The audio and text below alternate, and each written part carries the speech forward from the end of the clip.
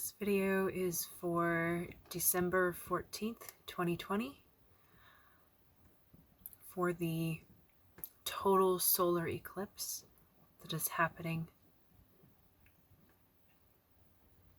in the southern hemisphere.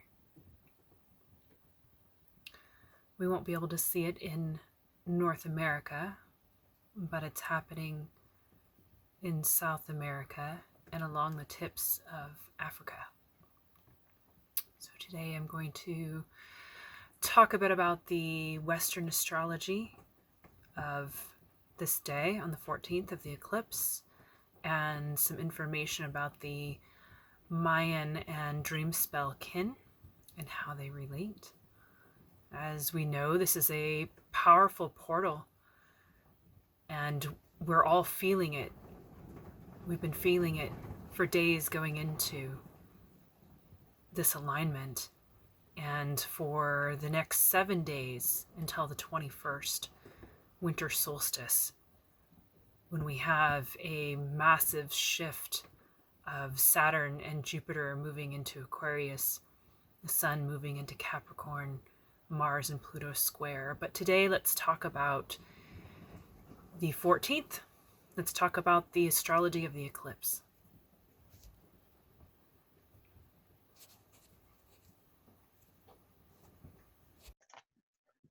Okay, so let's take a look at the astrology for December 14th, 2020, the total solar eclipse that is happening in the southern hemisphere. In the northern hemisphere, it won't be seen as the Ring of Fire as a total solar eclipse.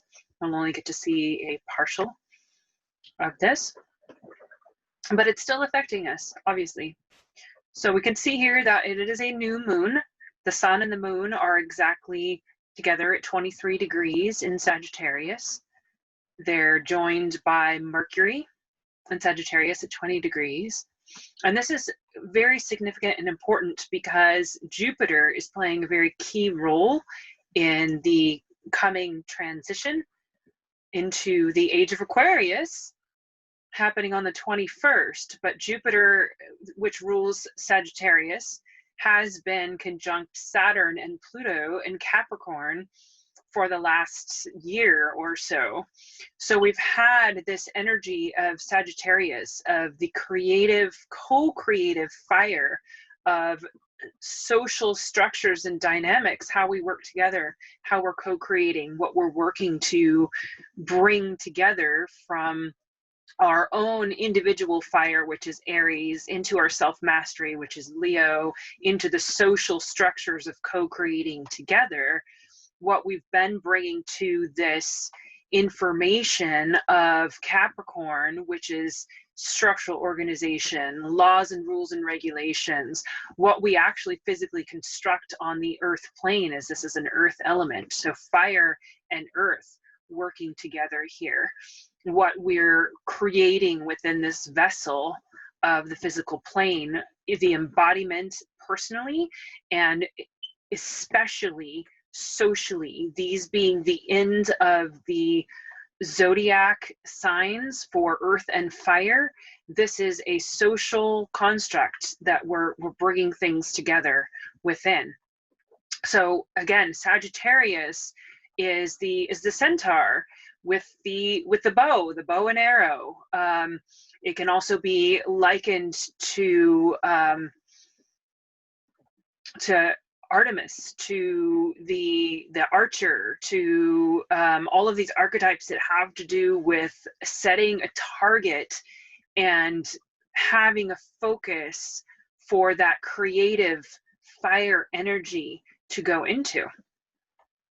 Capricorn, then, the sea goat, represents our ability to traverse the physical plane.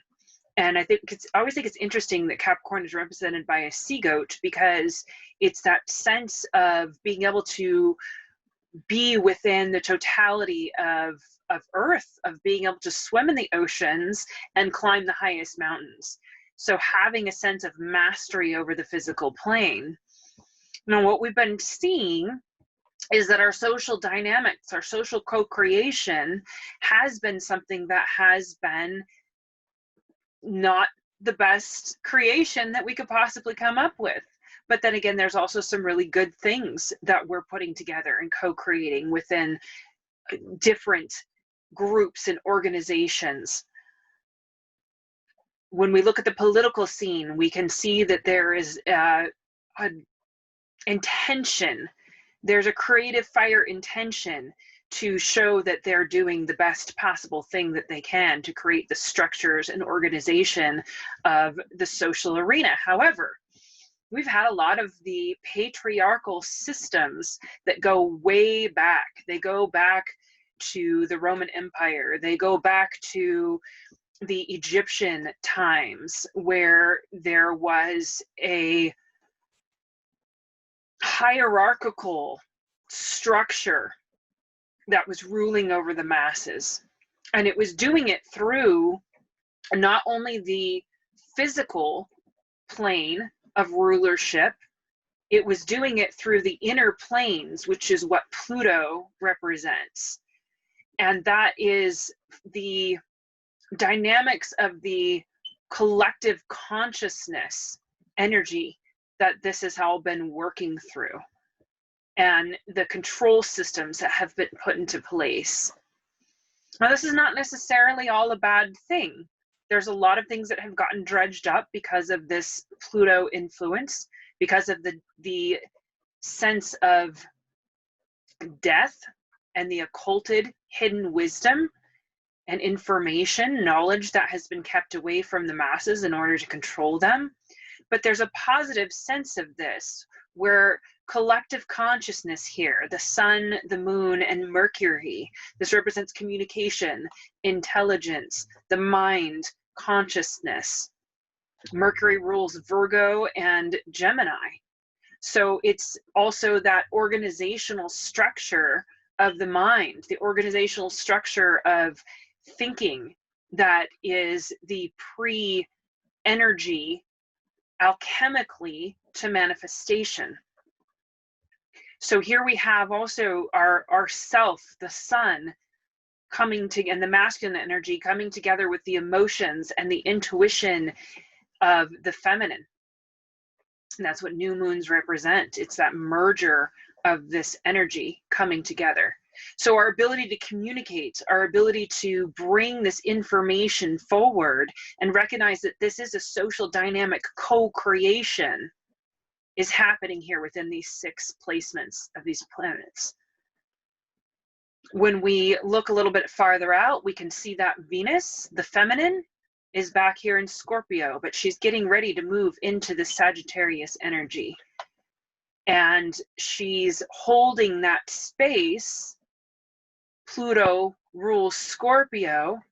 She's holding the space for the transformational energy within this patriarchal domination control system to infuse it with the nourishing, nurturing, loving community energy of the heart of the feminine. And that's encouraging and supporting the positive side of the masculine, the evolved side of Capricorn father energy. What would it be like to really truly have a father and a mother that are standing for our best interests, standing for the highest possible creation, co-creation together of what we could have on this earthly plane through the spiritual fire of Sagittarius and Jupiter. Pluto and Scorpio then are the water.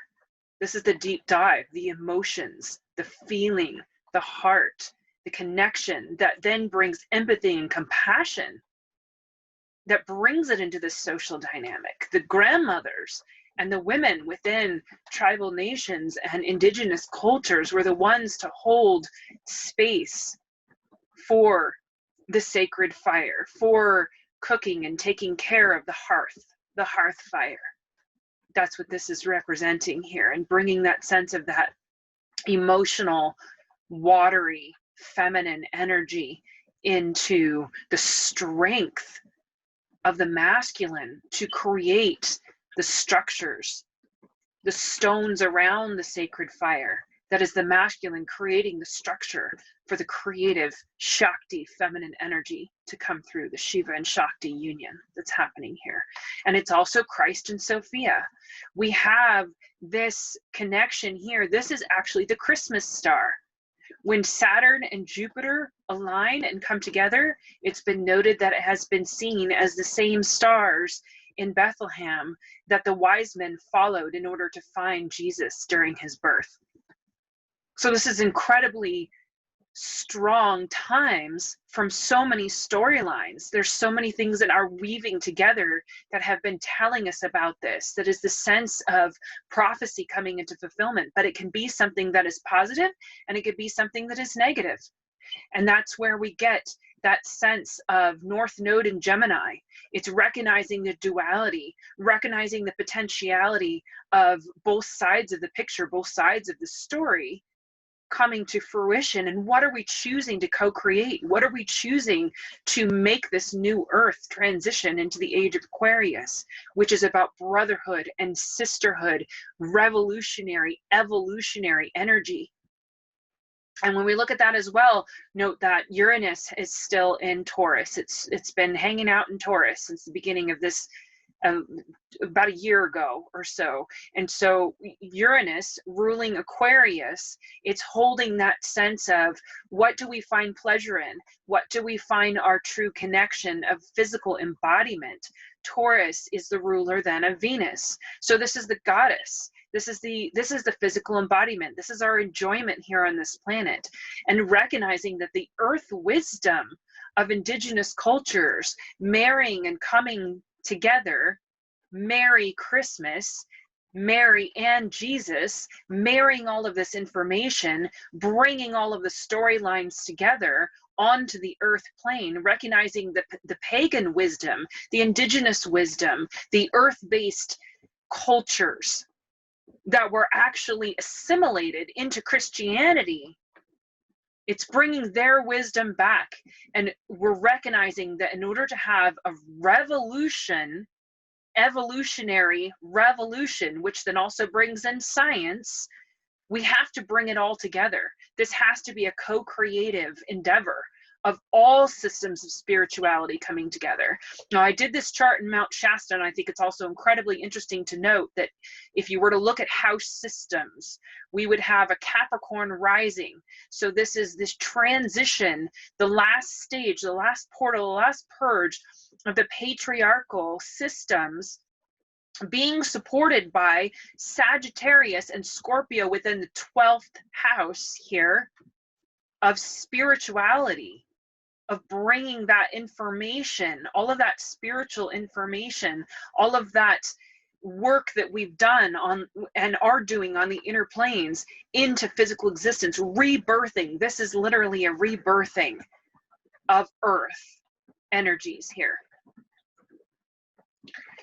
So let's add in also then the ruler of the 12th house, which would be Neptune, which is still exalted in Pisces, which is the other water element with Venus and Scorpio here. So we've got continued deep dives within our dreams, within our creativity and our ability to tap into our intuition, the spirituality, the messages that we are more than this physical plane being informed by the spiritual. And if you also look at the ages, we're talking about the age of Aquarius, which the ages move backwards. We're coming out of the age of Pisces, which is this Neptune in Pisces rulership happening here. It's about our questioning, what does it mean to be human? Who is God? What is a greater awareness of what is ruling all of existence? Does that exist? How is our spirit connected to our physical body? What do we believe? What is infusing this physical life? What's the God particle from scientific standpoints? All of that is being brought forward. And if you step back in age, and in the age of Pisces, during this age of Pisces, this is when all major religions in the world actually got started in this past age of Pisces. Major religions were formed and followed and have made massive transitions and translations, and many people have rejected religion because of the things that have not been evolved within this age, the ways that we have not completely understood what spirit is trying to speak to us through these messages, the ways that it's gotten overbearing and overpowered by this structural man-made construct of what we think that we see in that. It is literally the balance of ego and spirit. And when we embody spirit, then we let go of this egoic, old structural organization that is trying to overly dominate and control. Saturn and Capricorn overly dominate and control the physical existence. That's why Saturn is so challenging. It is the taskmaster. It's literally the father figure and the mother figure that is holding us to accountable, holding us to a higher standard. But on the negative side, on the low side, it's also then those senses of wanting to dominate and control all of that and leaving out the spiritual awareness, the connection with the greater whole. Sagittarius, creative energy, Jupiter, the expansive energy of that, and then Pluto deep diving within to the core, to the root, to look at things in the microcosm. This is Jupiter and Pluto are microcosm, macrocosm. Saturn is physical existence. Neptune is spiritual existence. All of these things being challenged and brought forward. How do we communicate these things to ourselves and then to each other? And then how do we co-create from that? So then the other pieces of the puzzle, the last pieces of the puzzle here, we have Mars in Aries still, which is going to be it's finally gone direct, and it's going to be in Aries until January. So we have the masculine at home, Mars in Aries, but in a square to, this is the father and son. Interesting information there, right? Or mother and daughter, really, because Aries is the child, the inner child. Capricorn is the parent. Cancer is usually the mother, Capricorn the father, but Aries represents the child. So notice that over here, Cancer is in the 7th house. The mother is totally open here. There's nothing in Cancer.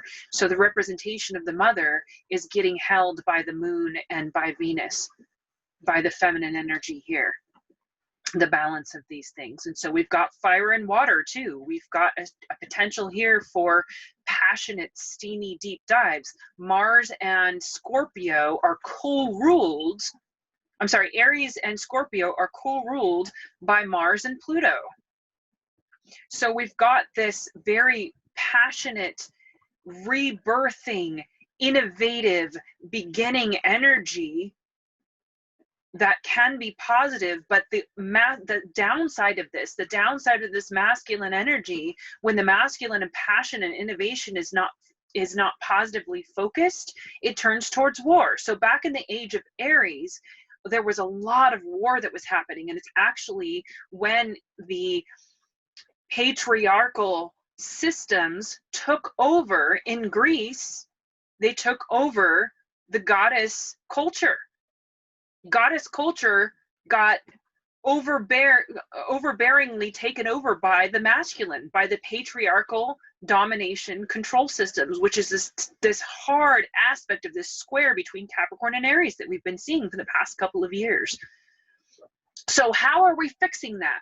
How are we fixing that? Chiron in Aries Chiron is the wounded healer. Chiron also rules the 13th sign, Ophiuchus. Ophiuchus, someone noted yesterday, Ophiuchus, the ending of that sign is actually on December 21st. So we have this information here that Chiron, the wounded healer, and the 13th sign, the 13th planet, which is actually an asteroid, Chiron, is showing us that to bring this into a sense of the 13 moon cycles, which is what the Dreamspell and the Mayan Zodiac are, they're 13 based on a 13 cycle. They're based on moon cycles.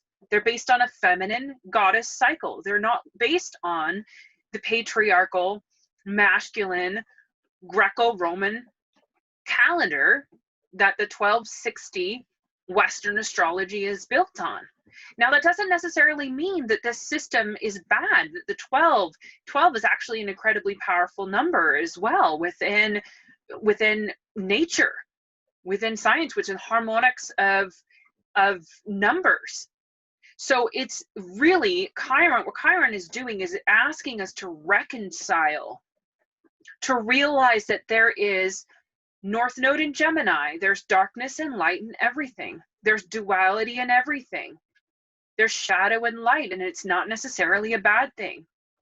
It's interesting to note that at the exact time of this eclipse is happening at 8:13 a.m. Pacific time, which then universal time is 16:13, sidereal time is 13:38. Look at these 3 13s. That's the goddess.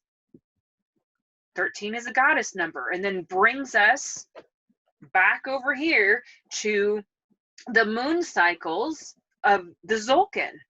The original Tzolk'in calendar, Mayan calendar.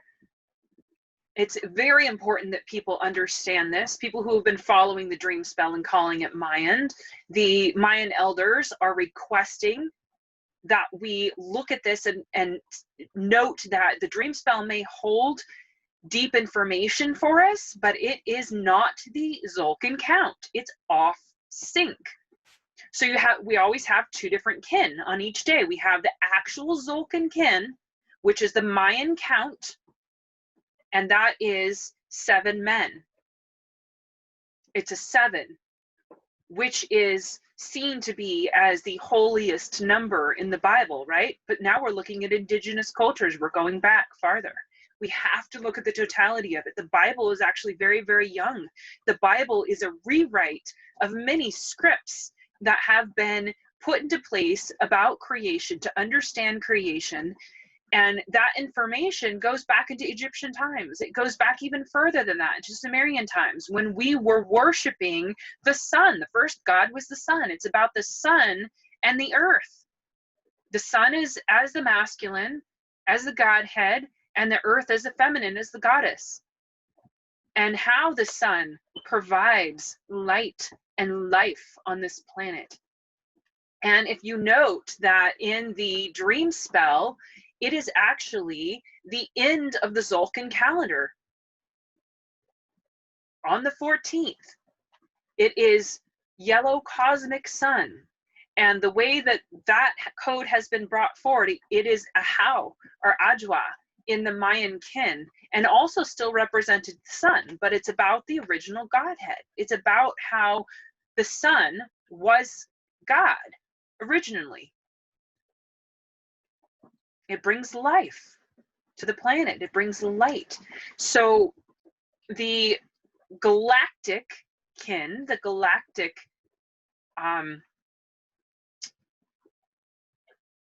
tracking the Dreamspell, if we shift that, and it's not Mayan astrology, the galactic astrology, the galactic kin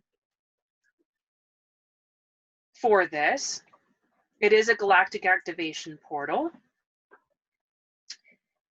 And I'll show you in a minute. Let's get a visual.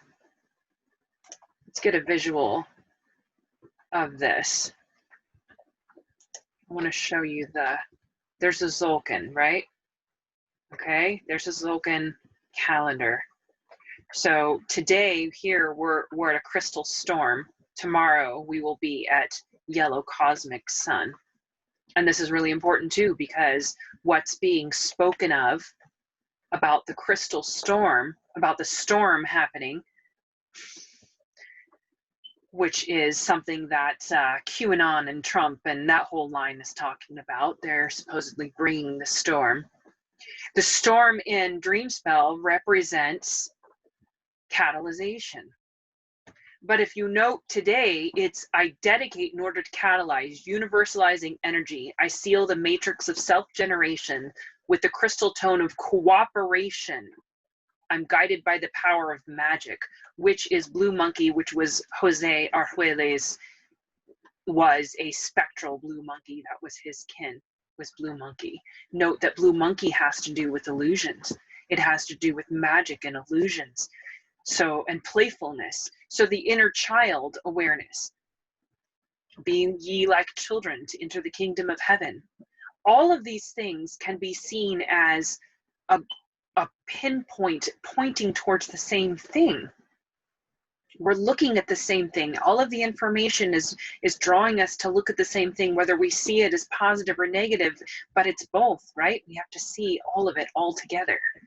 So today, the 13th, 12/13, being a blue crystal storm, this is the catalyzation day. This is the time for us to recognize that blue storm is in between red moon and yellow sun. As we walk into this solar eclipse, right? We've got this catalyzation energy of the masculine and feminine, the sun and the moon. Right in between them is the thunder beings. Today is also on the 13th is 6X, which is the 14th tribe in 20, 14 out of 20 in the Mayan calendar. And Ix is jaguar. Ix is the translated into wizard, white wizard in the Dreamspell, but it's jaguar. And I wanted to just show something really quickly here. If you look at notifications popping up here, if you look at this page, this is the Mayan elders who are posting about the Mayan kin of every day and information about it. And it says today we have the sacred energy of Nawal Wakib, Ix, mountains, jungles, Mother Earth, woman, jaguar, magic. Ix is woman, jaguar. So here it is again. The goddess is ushering in this moon and sun alignment, eclipse energy. Ix etymologically means jaguar or woman. It's the Nawal of women, Mother Earth, jaguar, magic, and ability to listen to God in the wild.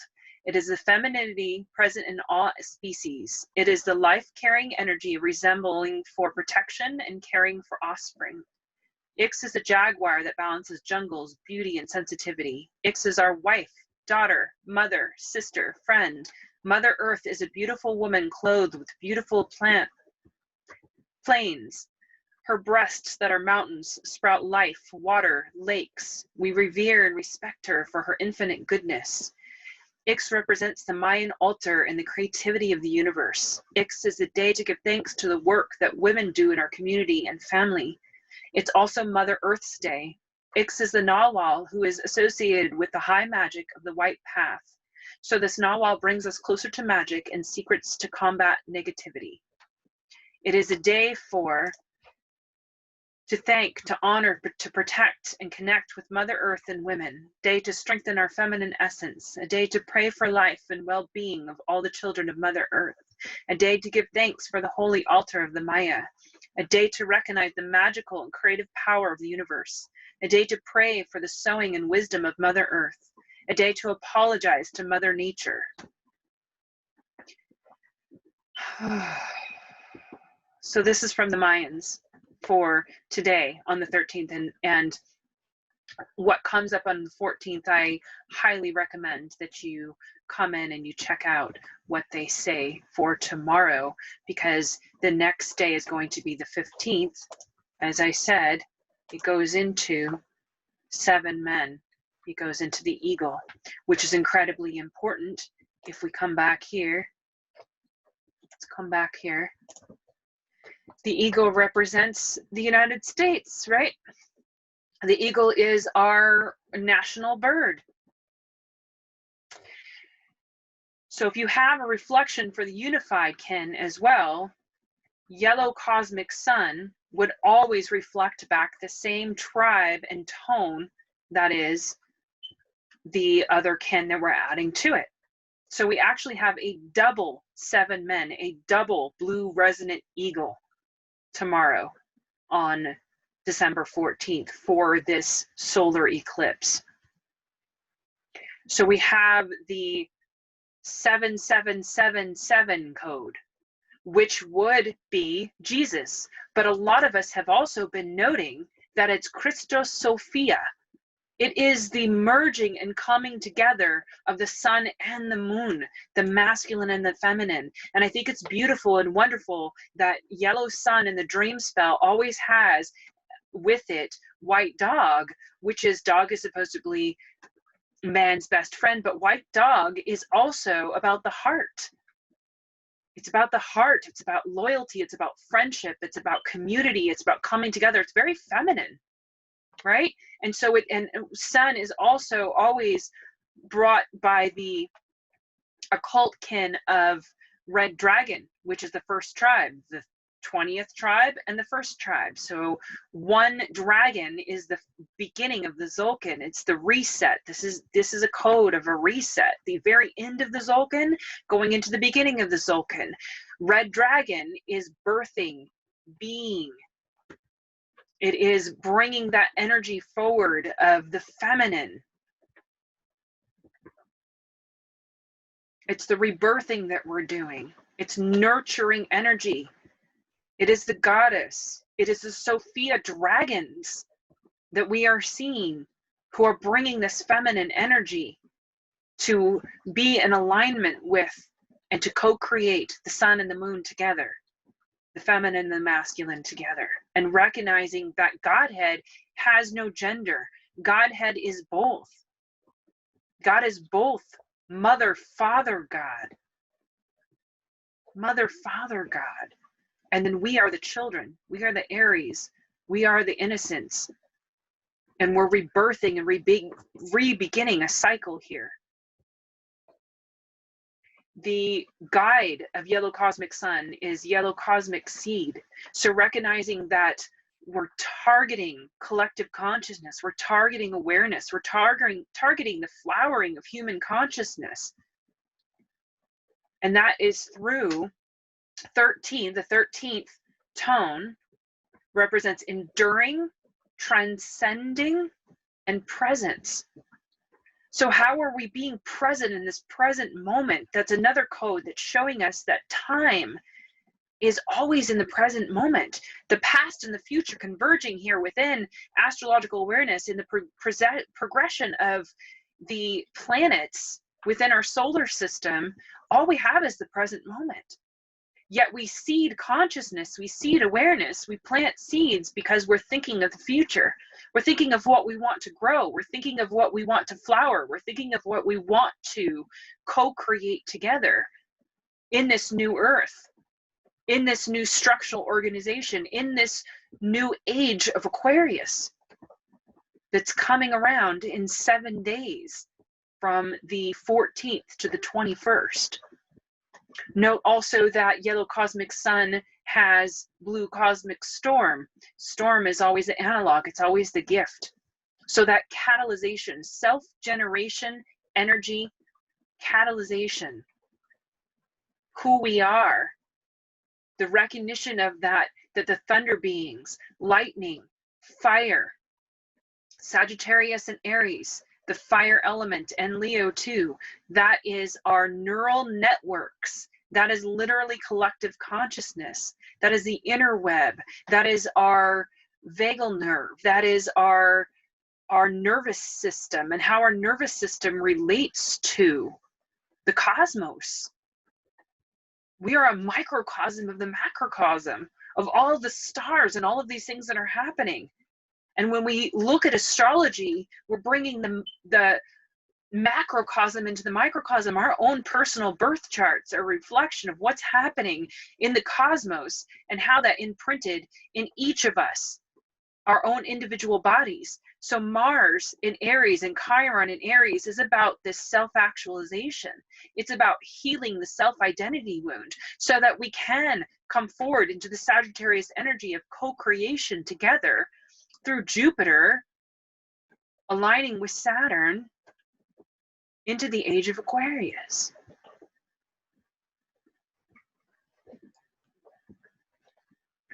It's all very beautiful. So going back to the eagle, also, the eagle is a very, very powerful kin, along with the jaguar, from Ix, the 14th tribe, which is 7 plus 7. Ix coming forward into men, the jaguar and the eagle working together. Those are very, very potent animal energies within our ability to be aware of our shape shifting, our connection with animals. Animals are amazing messengers for us. That's why we're always looking at totem animals, right? What does that mean? What does seeing this animal mean? Eagles are about getting a higher vision. Eagles fly above the storm. They fly above the storm to get a higher vision, to see the bigger picture, to see what's really going on, to understand where the co-creation, vision, and higher mind, that's what Blue Eagle represents in the dream spell information. That's what they translated it as. Creativity, vision, and higher mind. So it is the sense of God energy, goddess energy, all that is spirituality, great spirit, higher mind, coming through collective consciousness. Resonant tone 7 in translated into the dream spell has to do with channeling, and it has to do with attunement and alignment and resonance. How are we coming into resonance with each other? How are we coming into alignment and connection and recognizing that the 7-7-7-7 halfway through at a 7 point, and if you'll note too back here, it's interesting, in the dream spell, we're in the yellow star wave spell, but halfway through, there it is, there's Ix. Right here, the jaguar, the wizard. It's 7 Ix is within the yellow star wave spell. So that mastery, that self-mastery, that self-actualization of Chiron and Aries and Mars and Aries, of the masculine energy being supported by the feminine energy, coming forward into the eagle, higher mind vision, awareness from the storm into the sun. We can see how all of this is showing us that we are catalyzing ourselves and each other to have a vision of the totality, God tone, God source, Christ and Sophia, Jesus and Mary, because we always say Merry Christmas, right? Going back to all of the information that brings all of these creation stories forward. This is an 800-year cycle that we're traversing right now. This eclipse, this solar eclipse, and then going into Saturn and Jupiter moving into Aquarius, the conjunction of Saturn and Jupiter hasn't happened for 800 years. And it happened in along the lines of various cultures recognized it, and there were, I just learned the other day on a Zoom call with Jose Federico Nunez, who is Mayan descendant, that someone noted that 800 years ago there was actually a pyramid built at the time that Saturn and Jupiter had its last alignment, this exact conjunction at 0 degrees. So there's a lot coming forward when we look at time being brought into the present moment. Our presence, we're enduring to transcending life. What is transcending life mean? Does that mean that we're looking at what goes beyond each individual incarnation? We're looking at what is continual. We're looking at what endures. We're looking at the presence, the cosmic presence that endures. Our connection with God, the sun, source, and how that translates into what's happening here on this planet. So this is an incredibly, incredibly powerful portal activation that we have happening. And we have a potential, we have a choice. We have a choice to take this energy and to really leap forward with it. We're on the precipice of this rebirthing of new earth, of this rebirthing of a new experience here. And yet there are military forces gathering, potentially going to declare martial law in the United States on this day, tomorrow. There's many people talking about that. Is that the fear energy that's coming forward, and what are we listening to? What if all of these energies, these forces in Aries, Mars, martial law, what if those came into coherence and reconciliation? We have a trine here between Mercury in Sagittarius and Mars in Aries. We have a trine in fire happening here. With Chiron, with the healer. We have a trine with the Mars and the moon. Are we going to listen to the messages of the heart and mind union? The moon and Mercury are heart and mind coming into coherence, coming into alignment. The union of the masculine and the feminine energy within the heart and the mind.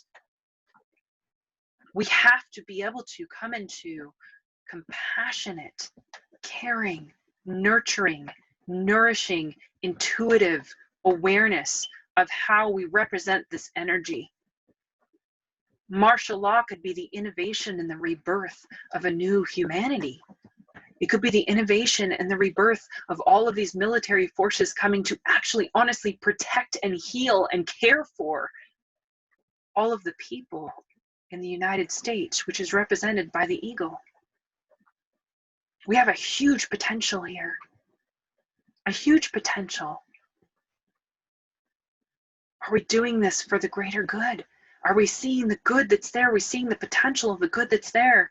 Are we listening to the feminine? Are we listening to Mother Mary? Are we listening to Mary Magdalene? Are we listening to Sophia? Are we listening to the wisdom of the information of the feminine that can bring this all together and nourish and nurture and support the masculine energy in recreating a structural organization that works for the totality of all, that works actually as the age of Aquarius, that works in brotherhood and sisterhood rather than in competition and domination and control?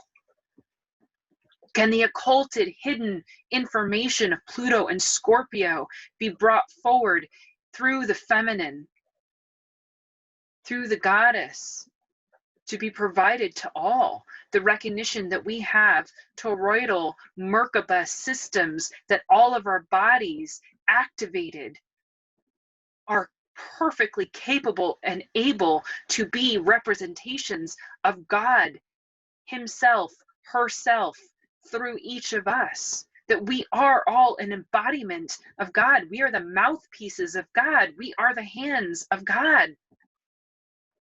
We are the physical representation through humanity in connection with the physical plane. Everything, the plants, the animals, the planet itself, Gaia, living, breathing. When we bring the sun and the earth together and they make love and they are in love together, they are co-creating. That is the 5D, the 3D, the merger of all of the interplane awareness, interdimensional awareness coming into the 3D manifestation. It is the literal alchemy of soul embodiment, spirit embodiment. That's what we have the potential of.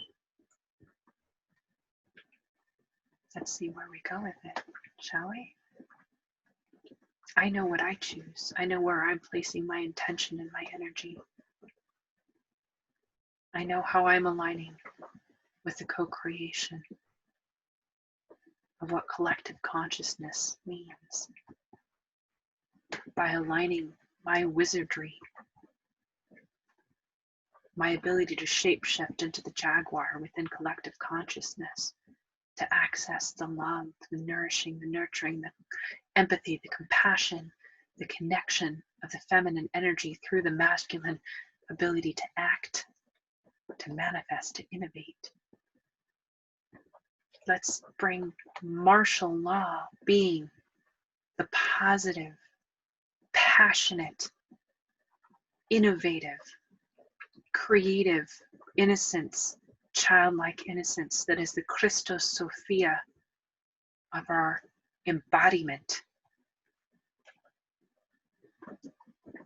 Let's access Ophiuchus and Chiron and heal the wounded healer within so that we can become the wizards who are in full alignment, free will and alignment with divine will, with the sun and the earth and the moon, with the higher mind vision, the ability to communicate with the eagle. Thank you for watching. Have an amazing experience through this portal. I hope that you have plans with Soul Family to co-create and to align with us in collective consciousness with the awareness of the full potentiality of humanity to do what's right from an inner moral compass, all of us, politically, religiously, spiritually, scientifically. It's time to come together. It's time for unity. It's time for that age of Aquarius to really truly show us what that means from all perspectives and all storylines. It's time to bring it together. In Lakesh Alakin, I am another you. If I do harm to you, I do harm to myself. If I love you, I love myself. Namaste. The spirit in me sees the spirit in you, feels, recognizes, understands, connects with. Aloha means the same thing. I love you. Thank you. I believe in us. I believe in humanity. I believe that we can co-create something amazing together. We already are. We already are. Thank you for your presence at this time. Thank you for your alignment with what endures and transcends all of these storylines and brings them to the greatest possible human love story we could ever co-create and write together. Again, in Lakesh Alakin.